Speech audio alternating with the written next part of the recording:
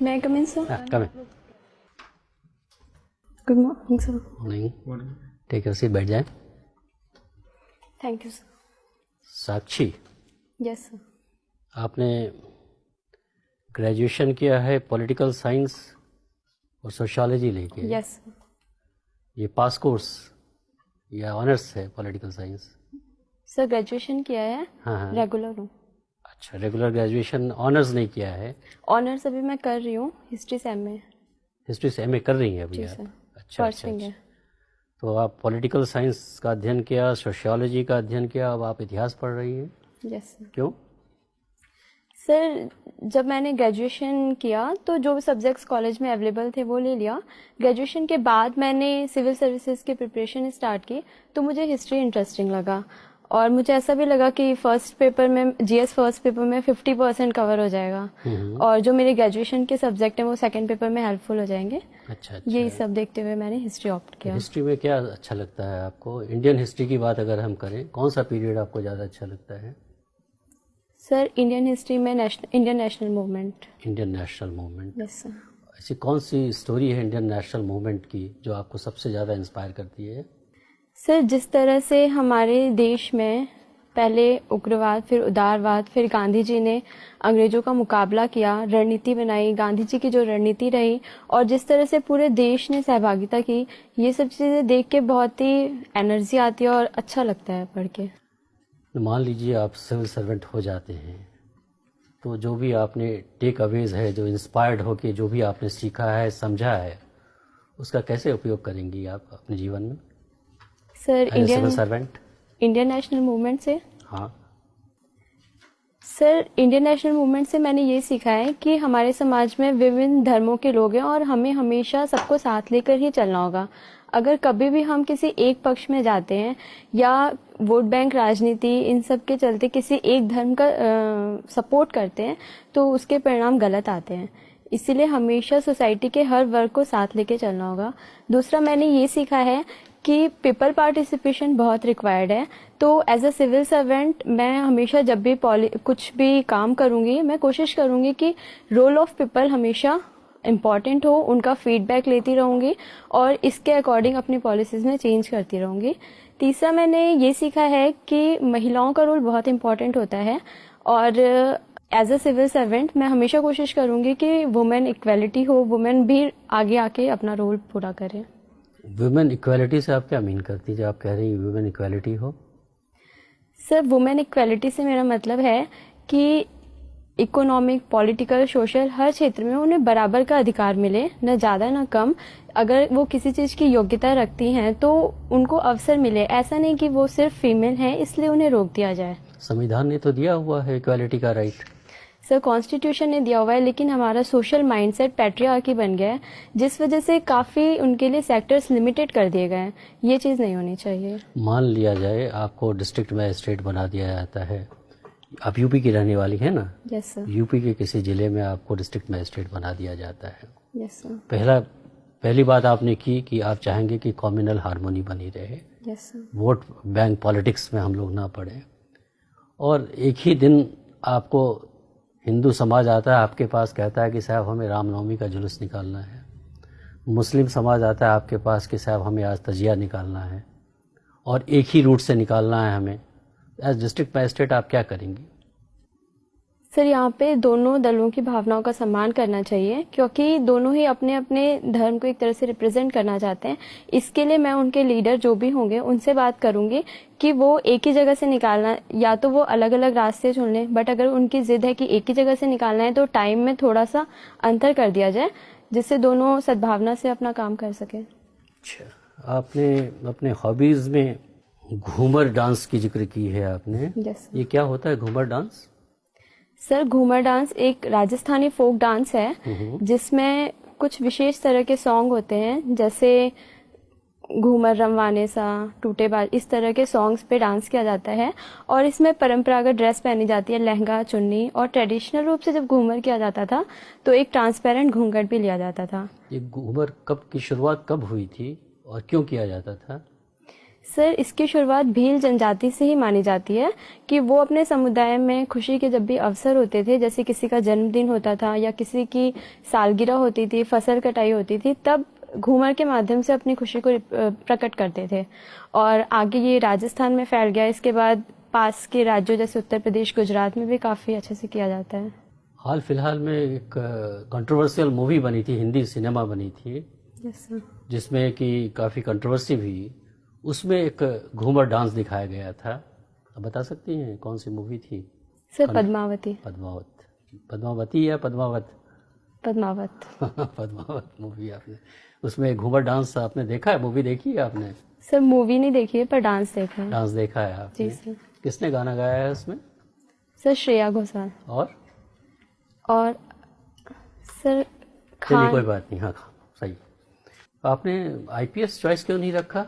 आप सर, तो इतना कुछ करना चाहती है समाज के लिए, फिर आप क्या पुलिस में क्यों नहीं जाना चाहती हैं? सर, इसके लिए फिजिकल रिक्वायरमेंट फुलफिल नहीं करती। अच्छा, ठीक। साक्षी आपके नाम का क्या अर्थ है? सर, साक्षी से मतलब है प्रत्यक्षदर्शी, आई विटनेस। कोई और साक्षी नाम से कोई और फेमस व्यक्तित्व जिसके बारे में आपको पता हो? सर, साक्षी मलिक भारत की एक फ्री स्टाइल रेसलर हैं जिन्होंने 2016 के ओलंपिक में ब्रॉन्ज मेडल जीता था। अच्छा, कहाँ से है वो? किस राज्य से? हरियाणा। हरियाणा से। हरियाणा में कहाँ से? सॉरी सर, मुझे वो नहीं आइडिया नहीं पता। है। चलिए कोई बात नहीं। अच्छा, गारमेंट्स, यस।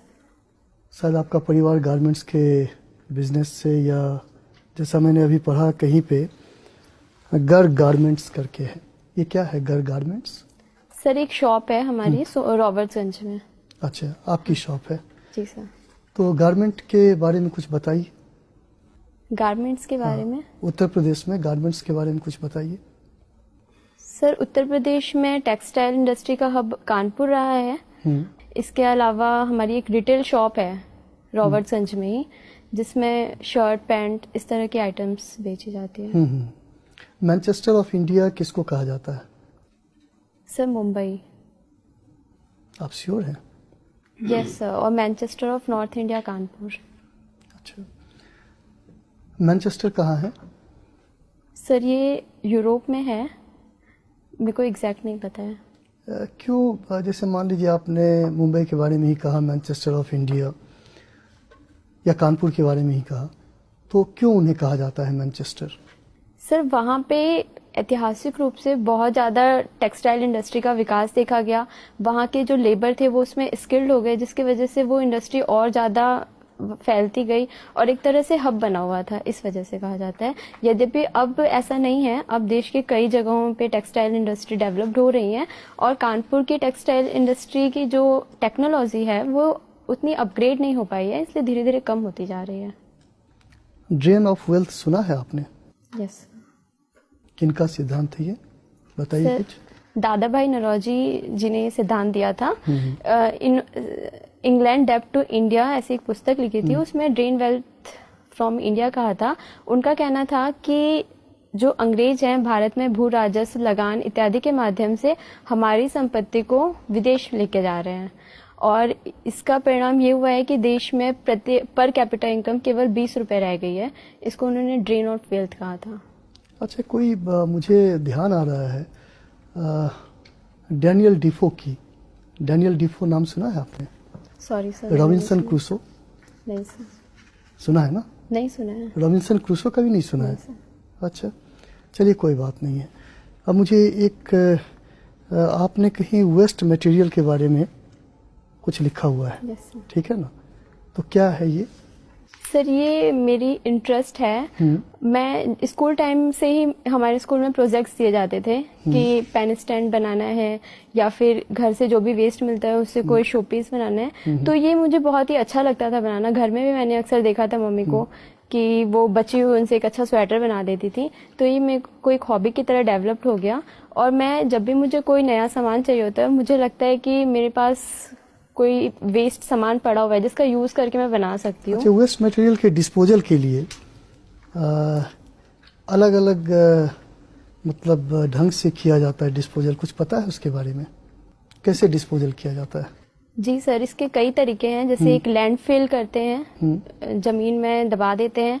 दूसरा इंसिनरेशन होता है कि वेस्ट मटेरियल से हम एनर्जी बना देते हैं, या फिर एक अवायवीय श्वसन के माध्यम से किया जाता है। इसके अलावा एक 4R प्रोसेस होता है जिसमें रिड्यूस रीयूज के बाद हम उसको रिसाइकल करने की कोशिश करते हैं, जैसे न्यूज़पेपर, प्लास्टिक, और इससे पुनः दूसरे उत्पाद बना देते हैं। कौन सा कंट्री है जो सबसे ज्यादा वेस्ट मटेरियल प्रोड्यूस करता है? सॉरी सर, मुझे नहीं पता, इसके बारे में ज़्यादा ध्यान नहीं। चलिए कोई बात नहीं।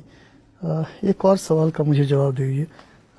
समाज शास्त्र में, सोशियोलॉजी में एक सोशल बॉन्डिंग करके सिद्धांत है, कुछ पता है उसके बारे में? सब पर्टिकुलर सिद्धांत के बारे में मुझे नहीं पता है, लेकिन एज जनरल सोसाइटी में अगर देखा जाए इंडिया के परिप्रेक्ष्य में, तो इतने धर्मों, जातिगत विविधता है, भाषाई विविधता है, फिर भी सभी एक साथ रहते हैं, टॉलरेंस के साथ रहते हैं, एक दूसरे के कस्टम को अप्रिशिएट करते हैं। इसको मैं सोशल बॉन्डिंग के रूप में देखती हूँ। चलिए ठीक। अभी आपने, ये आपका पहला साक्षात्कार है? Yes sir. इससे पहले आपने प्री दिया है? जी सर। ओके।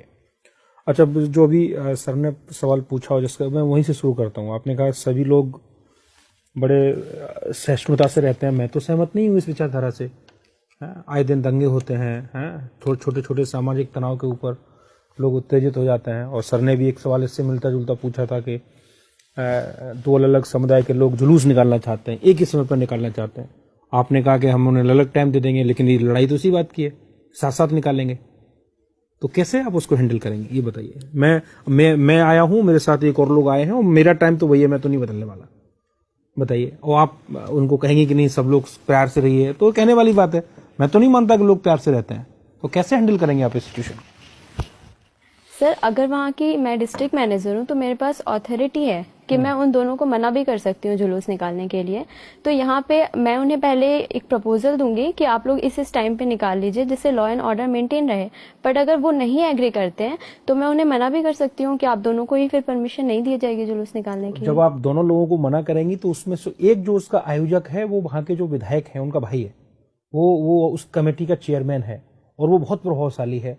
70 वर्ष से उसकी सीधी पहुंच है, और वो आपके पास भी बैठता है। उस दिन वो भीड़ उसके साथ है, तो वो भीड़ को देख के और ज्यादा उत्तेजित हो गया है, और वो आपसे उसका जो एक नजरी लगाव है, जो आपके पास उठता बैठता है। जो डीएम आपके पास कई बार सिफारिशें लेके आया है, आपने उसकी 1-2 सिफारिशें छोटी मोटी मानी भी है। उस दिन वो आपसे ये सिफारिश मनवाना चाह रहा है। विधायक का भाई है, मुख्यमंत्री जी अभी कुछ दिन पहले उसके यहाँ आके गए हैं। बताइए अब आप कैसे मना करेंगे? सर, अगर उससे मेरा कोई कांटेक्ट है या मैं उसको जानती हूँ, तो भी एज अ डीएम मुझे सोशल परिप्रेक्ष्य में काम करना होगा। मैं किसी पर्सनल के लिए काम नहीं कर सकती हूँ। और अगर मुझ पे पॉलिटिकल प्रेशर आता है तो मैं विधायक जी को समझा भी सकती हूँ, कंडीशन से उन्हें बता भी सकती हूँ कि इस तरह की सिचुएशन है, और अगर ऐसी कोई घटना, एक साथ जुलूस निकाला जाता है तो यहाँ पे दंगे की स्थिति बन सकती है। और अगर फिर भी वो पॉलिटिकल प्रेशर बनाते हैं तो मैं डिनाई कर दूंगी कि सर। अच्छा, चलिए इसी में एक सिचुएशन और जोड़ते हैं। आपने उसको मना कर दिया, वो मान गया, लेकिन इन द मीन टाइम आपके जो मंडलायुक्त हैं, कमिश्नर हैं, जो आपसे 10 साल सीनियर हैं, उनका अगला रिंग आता है, कहता है नहीं, इसमें जो दूसरा एक जो धर्म विशेष है उसको परमिशन नहीं देनी है, और इनको परमिशन देनी है, इनको उसको टाल देना है। तो उस स्थिति में क्या करेंगे? वो तो आपको सीनियर है, और वो आपको आदेश दे रहा है कि आप उनको उस पक्ष को दे दीजिए जो कि सत्ता पक्ष है, और जो दूसरा व्यक्ति है जो कि दूसरा धर्म विशेष का, उसको नहीं देना है, या उसको टाल देना है कोई बहाना बना के। उस स्थिति में आप क्या करेंगे? और वो आपके सीनियर है, इमीडिएट सीनियर है आपके कमिश्नरी में ही बैठते हैं, जहां पे वो आपकी रोज मीटिंग लेते हैं। सर, पहले मैं उन्हें कंडीशन से अवेयर कराऊंगी, और इसके क्या वो तो अवेयर है, आप उन्हें क्या, वो तो आपके सीनियर भी हैं। तो सर, मैं उनसे अपील करूंगी कि वो मुझे रिटर्न में लिख के दें, और इसके जो भी कॉन्सिक्वेंसेज होंगे उसकी रिस्पॉन्सिबल फिर मैं नहीं होंगी। मैं उन्हें ऐसा स्पष्ट कर दूंगी। ओके, मतलब आप उन्हें बोल देंगे कि वो लिखित में दें। वो तो नाराज हो जाएंगे, आपकी कैरेक्टर रोल भी वही लिखेंगे। नहीं, आप सोच लीजिए, आप मुझे आराम से तसल्ली से जवाब दीजिए। मैं ये कह रहा हूं कि आपकी जो करेक्टर रोल है, जिसके आधार पे आपका अपना प्रमोशन डिपेंड करता है, वो उसको खराब कर देंगे। वो लिख देंगे कि she is a very poor officer and he will grade you between 1 to 4 marks which are very poor for your promotion purposes. Then what exactly will you do in that situation? Sir, मैं यही करूंगी, मैं उनसे return में लिखने को दूंगी, और जो भी कॉन्सिक्वेंसेज होंगे उसके रिस्पॉन्सिबल फिर वही होंगे। और जो मेरा फीडबैक है, ये मेरे काम पे डिपेंड करता है। इस तरह के पॉलिटिकल प्रेशर तो आते रहेंगे। अगर मैं हर समय झुकती हूँ और इसकी चिंता करती हूँ कि मेरा फीडबैक कैसा रहेगा, तो ये तो मेरे लिए ही निगेटिव होगा। आपके लिए नेगेटिव होगा तो आप तैयार हैं, पुअर परफॉर्मेंस Yes, sir. आपकी होगी उसके लिए आप तैयार हैं। ओके अच्छा, एक बहुत छोटा सा सवाल मैं आपसे और पूछ रहा हूँ। आपने कहा कि आप इंडियन नेशनल मूवमेंट से बहुत प्रभावित हैं, लेकिन मैं ये कह रहा हूँ कि इंडियन नेशनल मूवमेंट एक बहुत बड़ी असफलता है। अगर इंडियन नेशनल मूवमेंट सफल होता तो देश बढ़ता नहीं। अगर इंडियन नेशनल मूवमेंट को सक्सेसफुली लीड किया जाता तो सांप्रदायिकता इतनी बड़ी समस्या नहीं होती। अगर इंडियन नेशनल मूवमेंट को और ज्यादा कलेक्टिवली कॉलेजियल वे में और अच्छी तरीके से अगर उसको लीड किया जाता तो इतने ज्यादा भेदभाव और सामाजिक तनाव नहीं होते। तो इसका मतलब इंडियन नेशनल मूवमेंट तो एक असफल फिनोमिना है, मैं उसको कहूंगा इट्स ए अनसक्सेसफुल फिनोमिना। आप कैसे मुझे मुतमईन करेंगे कि वो सफल है या असफल, बताइए। सर, इंडियन नेशनल मूवमेंट में यकीनन कुछ कमियां रही हैं। सांप्रदायिक, क्या कमियां है वो बताइए, क्या कमियां है? सर, सांप्रदायिक चिन्हों का प्रयोग किया गया, कई बार धर्म के आधार पर तुष्टीकरण की कोशिश की गई, जिसका ही परिणाम रहा कि हमें देश विभाजन देखना पड़ा। लेकिन सिर्फ इस आधार पर हम इंडियन नेशनल मूवमेंट को कम करके नहीं आंक सकते हैं। इसके बहुत ही अच्छे परिणाम रहे हैं। पहला, देश को आज़ादी मिली है। दूसरा, जिन मूल्यों के आधार पर मिली है हमारे देश को, ऐसा एग्जाम्पल पूरे वर्ल्ड में कहीं पे भी नहीं है कि एक हमने डेमोक्रेटिक कंट्री बनाई है, एक हमारा नहीं, कॉन्स्टिट्यूशन मैं आपको है। थोड़ा, आपने कहा धार्मिक चिन्हों का प्रयोग हुआ, तो धार्मिक चिन्हों का प्रयोग तो उन्हीं ने किया जिनको हम सबसे ज्यादा रेफरेंस देते हैं, सम्मान देते हैं। महात्मा गांधी से ज्यादा धार्मिक प्रतीकों का प्रयोग तो किसी ने नहीं किया। गीता लेके चलते थे, राम के भजन गाते थे, कई बार इस पर आपत्तियां भी हुई, बावजूद उन्होंने उसको कभी नहीं छोड़ा। तो क्या आप मानती हैं कि ये गांधी जी की गलती थी कि वो धार्मिक चिन्हों का प्रयोग करते रहे? एक सेक्युलर, जब एज ए सेक्युलर लीडर उनको नहीं करना चाहिए था, या कम से कम सार्वजनिक तौर पे करते हुए नहीं दिखना चाहिए था? वो अंदर करते, लेकिन वो तो सभाएं करते थे और राम के भजन गाते थे वो सारे के सारे। तो क्या आप मानती है इस चीज को कि गांधी जी से ये गलती हुई? Sir, as a personal student, आपकी पर्सनल कैपेसिटी में बताइए। एज ए स्टूडेंट, आप हिस्ट्री के स्टूडेंट भी हैं, आप परसू भी कर रही हैं एमए हिस्ट्री, तो आप बताइए इस चीज को। सर, अगर मैं गांधी जी के पर्व से देखूं तो ये उनका पर्सनल ट्रेट था। नहीं, पर्सनल कहाँ था? फिर तो पब्लिक हो गया। वो मंदिर सारे लोगों को करा रहे हैं, पब्लिक उस कैपेसिटी में करा रहे हैं, ये बता दीजिए। सर, उनका इस सही गलत देखने के लिए उनका उद्देश्य देखना होगा। गांधी जी का उद्देश्य मैक्सिमम लोगों को अपनी तरफ करना था, किसी धर्म का साथ नहीं देना था। लेकिन कई बार ऐसा हुआ कि इस कारण से कुछ लोगों ने इसको जातिगत धार्मिक रूप दे दिया। पर गांधी जी हमेशा चाहते थे कि इस आधार पर ज्यादा से ज्यादा लोगों को आपस में एकीकृत किया जा सके, ये उनका उद्देश्य था। साक्षी, तुम उत्तर प्रदेश से हो। जी मैम। उत्तर प्रदेश में महिलाओं की स्थिति बहुत अच्छी तो नहीं है, यस। जिसको आपने पेट्रियार्की का नाम दे दिया। पेट्रियार्की क्या हर मामले में गलत होती है? पितृसत्ता क्या हर मामले में गलत है? जी मैम, मुझे लगता है हर मामले में गलत है। जब गॉड ने एक साथ दो जेंडर बनाए हैं तो इक्वलिटी होनी चाहिए हर परिप्रेक्ष्य में। तो पेट्रियार्की का मतलब केवल अनइक्वल सोसाइटी को आप पेट्रियार्की से जोड़ रही हैं? नहीं, पेट्रियार्की की मैं ये मान रही हूँ कि ये देखा जाता है कि जो मेल है वो एसेट है और जो फीमेल है वो लायबिलिटी है। जो मेल है वो ज्यादा। ये पेट्रियार्की की एक इंटरप्रिटेशन है या पेट्रियार्की अपने आप में ऐसी है? मैम, हमारी सोसाइटी में जब मेल को डोमिनेट कर दिया गया। नहीं, पेट्रियार्की का जो डेफिनेशन है वो क्या है? जी। और पेट्रियार्की और मेट्रियार्की अपने आप में क्या है? पेट्रियार्की पितृसत्ता, जहाँ पे पिता की सत्ता हो, एक मेल की सत्ता हो, यही पेट्रियार्की है। वो आपको लगता है हर मामले में गलत होता है? Yes ma'am. अच्छा, आपने हिस्ट्री की पढ़ाई की है। जी ma'am. Doctor B R Ambedkar को चैलेंज करने के लिए डॉक्टर बी आर अम्बेडकर को किसी ने चैलेंज किया था संविधान जब बन रहा था? तो सॉरी मैम, इसके बारे में मुझे रिकॉल नहीं है। अच्छा, ठीक है। साक्षी, ये बताइए, आप हमारा जो प्रियम्बल है 42nd कॉन्स्टिट्यूशनल अमेंडमेंट एक्ट 1976 के अंतर्गत उस पर 3 वर्ड जोड़े गए थे, वो क्या थे? पंथ निरपेक्षता, लोकतंत्र, गणराज्य। मुझे ये बताइए कि इसके पीछे उद्देश्य क्या था? क्या जोड़ने के बाद ही भारत सेकुलर हुआ, सोशलिस्ट हुआ, या उसके पहले भी था? मुझे ये बताइए कि उसको जोड़ने की उस समय तात्कालिक कारण क्या था, क्यों जोड़ा गया? सर, भारत तो हमेशा से ही एक पंथ निरपेक्ष रहा है, लेकिन उसको जोड़ के एक संवैधानिक रूप दे दिया गया कि हम अपने डॉक्यूमेंट्स के माध्यम से दिखाना चाहते हैं कि भारत एक पंथ निरपेक्ष देश है। इसका कोई धर्म नहीं है, लेकिन ये हर धर्म के साथ इक्वलिटी के साथ बिहेव करता है। उसको एक डॉक्यूमेंट्री स्वरूप दे दिया गया जोड़ने से। अच्छा, ठीक है। अच्छा, आप मुझे ये बताइए कि नक्सलिज्म एक विचारधारा है। जी सर। ये अभी जो चल रहा है भारत में, इसके पीछे की विचारधारा कौन सी है? वो किससे इन्फ्लुएंस विचारधारा है नक्सलिज्म? सर, नक्सलवाद की प्रॉब्लम एक ऐतिहासिक है, कम्युनिस्ट पार्टी ऑफ इंडिया से है, जो कि माओवाद की विचारधारा से प्रभावित थे। और कम्युनिस्ट पार्टी ऑफ इंडिया में कुछ लोग सत्ता में आते हुए अपने उद्देश्यों की पूर्ति करना चाहते थे, तो उसी में एक दल था जो इससे सहमत नहीं था और उन्होंने अलग होकर नक्सलवाद का गठन किया। और ये प्रॉब्लम हमारे देश में जहां जहां देखी जा रही है, उसके पीछे पावर्टी, अनएम्प्लॉयमेंट, ये मुख्यतः रीजन रहे हैं। जो मेन स्ट्रीम पॉलिटिकल पार्टी है कम्युनिस्ट पार्टी ऑफ इंडिया जी सर। और जो नक्सल मूवमेंट चल रहा है, दोनों में क्या अंतर है?